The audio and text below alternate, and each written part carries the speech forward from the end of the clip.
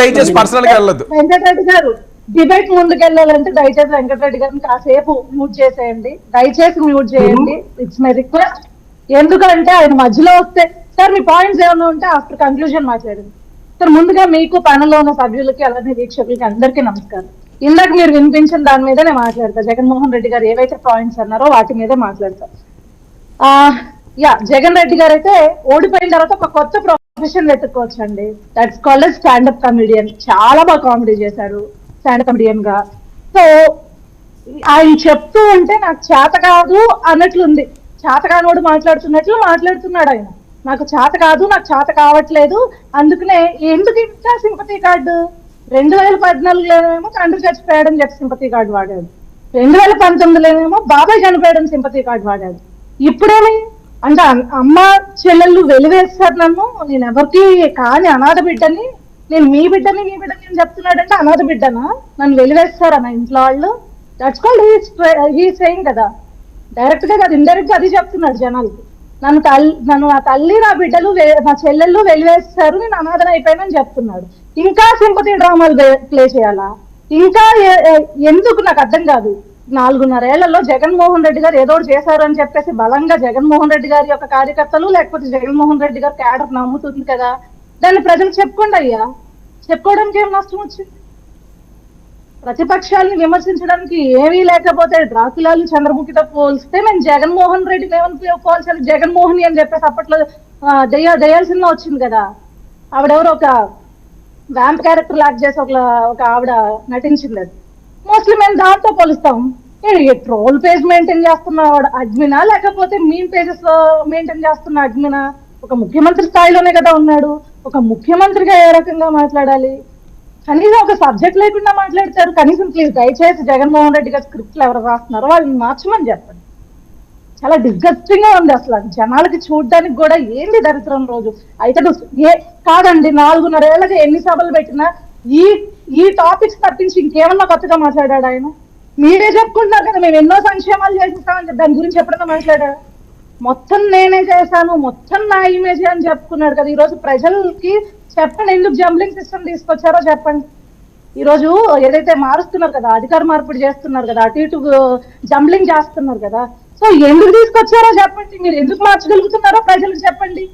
మీరు కూడా ప్రజలకు ఆన్సర్ చేయడానికి కదా. మీరు ప్రజా పార్టీ కాదు, కానీ మీ సొంత పార్టీ కాదు కదా. వైఎస్ఆర్సీపీ పార్టీ అంటే ఏం జగన్మోహన్ రెడ్డి గారికి ఊడిగం చేసేది కాదు కదా. ప్రజలు కార్యకర్తలు క్యాడర్ ఏదో కన్సిడర్ చేస్తేనే కదా పార్టీని. మరి మీరు ప్రజలకు సమాధానం చెప్పుకోవాలి కదా. మరి చెప్పుకోవాల్సి వచ్చినప్పుడు ఎందుకు ఈ జంబ్లింగ్ సిస్టమ్ వచ్చింది, ఎందుకు చేస్తున్నారు అధికారులు? ఇప్పుడు ఎందుకు ఈ ఎమ్మెల్యేలందరినీ మారుస్తున్నారు, అటు ఇటు ఎందుకు షిఫ్ట్ చేస్తున్నారు ఎమ్మెల్యేలను ఎంపీలుగా? అది చెప్పుకోండి. అది చెప్పుకోకుండా ఎంతసేపు బాబు గారి గురించో లేకపోతే జనసేన అధ్యక్షుడు ఆయన గురించో ఇష్టం వచ్చినట్లు కమెంట్స్ చేస్తే ఏమైనా డీసెన్సీ ఒక రాష్ట్ర ముఖ్యమంత్రికి ఉన్నట్లా? లేకపోతే లేదు జగన్మోహన్ రెడ్డి గారి క్యారెక్టర్ అంతే అని చెప్తారా? ఎట్లా మేము అనుకుంటున్నాం అంటే he is very below the belt behave చేస్తున్నారు. అంతకుమించి ఏం కాదు. ఒక మీమ్ పేజ్ అడ్మిన్ గాను, ట్రోల్ పేజెస్ అడ్మిన్ గాను. And I seriously condemn Venkatareddy గారు.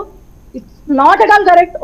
ఒక లేడీని క్యారెక్టర్ అసాసినేషన్ చేయడం అనేది it's not at all correct. మీకు ఆవిడ పాయింట్స్ నచ్చకపోతే yes you have every right to discuss, every right to debate. మీకుంది, అది మీకు హక్కు ఉంది. మీకు ఆ పాయింట్ నచ్చకపోతే ఎస్ మీరు చాలా పాలిష్డ్ వేలో కూడా ఆవిడ చెప్పచ్చు. ప్లీజ్ వెంకటరెడ్డి గారు ప్లీజ్, మీకు ఆ పాయింట్ నచ్చకపోతే ఆవిడని మీ టర్న్ వచ్చినప్పుడు ఆవిడ చేస్తున్న డిబేట్ మీద మీరు ఆ పాయింట్ చెప్పండి. చెప్పండి. It's not at all correct Varma గారు, it's not at all correct Venkatareddy గారు.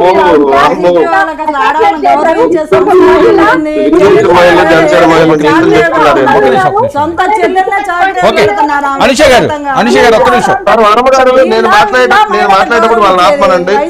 మీరు కొంచెం ఆమెను ఆపితే నేను మాట్లాడతా, లేదా అవతో మాట్లాడి ఏదో మీరు తెలుసుకుంటే, మీరు ఆపకపోతే మేము వైసీపీ వాళ్ళు ఎగ్జిట్ అవ్వమంటే అవుతాం.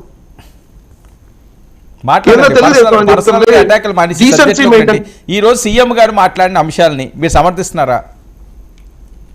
సీఎం గారు ఏమైనా తప్పు చెప్పారా? అంటే డ్రాకులాలు రక్తం తాగుతారు గ్లాసుల్లో పోసుకుని, ఇవన్నీ కరెక్టేనా? తాగారు కదా సార్. బీసీల తోకలు కత్తిరిస్తారని జన్మభూమి కమిటీల పేరుతో రక్తాన్ని తాగింది, ఇదే పవన్ కళ్యాణ్ గారు, ఈ తెలుగుదేశం ప్రభుత్వం, అరాచక ప్రభుత్వం, ఈ ముఖ్యమంత్రి చంద్రబాబు నాయుడు అండ్ వాళ్ళ మంత్రులు దోచేసుకున్నారు, వాళ్ళ కొడుకు దోచి పెడుతున్నారని చెప్పి పాపం జనసేన కూడా మాట్లాడింది కదా ఆ రోజు. సరే ఆమెను ఆపమనండి రన్నింగ్ కామెంట్, మీరు మాట్లాడండి. కనీసం డీసెన్సీ మెయింటైన్ చేయమనండి. ఎటు జనసేనలకు ఒక్కరికి ఉండదు, ఏమొక అసలు ఉండదు, మహిళ కాదు, వేరే వేరే దాంట్లో ఏమన్నా కొద్దిగా ఆగమనండి.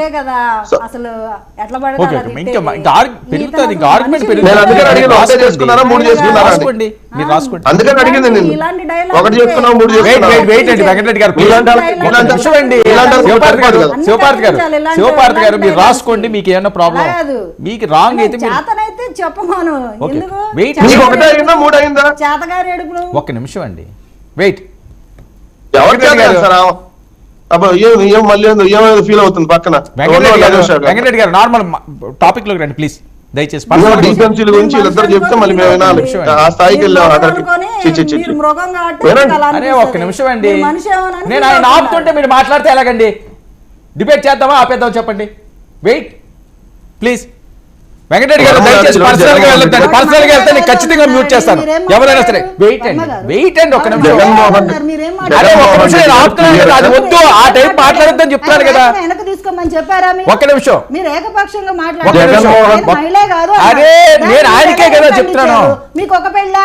ఒక్క నిమిషం అండి, ఒక్క నిమిషం, నేను ఖండిస్తున్నాను. నేను ఒక అధికార ప్రతినిధిగా వచ్చిన అతను సాటి మహిళ మీద అలాంటి వ్యాఖ్యలు ఇద్దరు మాట్లాడుకుంటారా? పోనీ ఇద్దరు గొడవ పెట్టుకుని అయితే నేను అదే కదా చెప్తాను. పర్సనల్ గా వెళ్తే మూట్ చేస్తానన్నాను, పంపిస్తానని చెప్పాను. అది ఎవరికైనా వర్తిస్తుంది. అది ఆయనకేంటి మీకేంటి?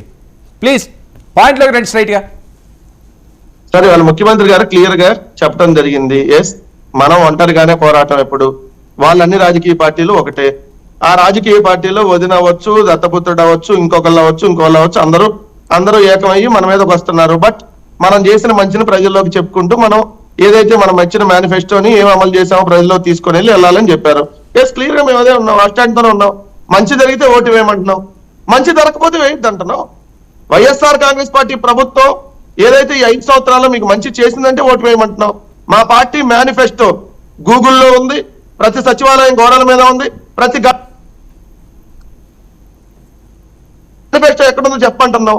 2014 to 19 మీ మేనిఫెస్టోని ఎత్తేసారు. 2014లో ఇచ్చిన మేనిఫెస్టో ఎత్తేసి 2019 మేనిఫెస్టో అంశం కాదు కదండి. ఓకే.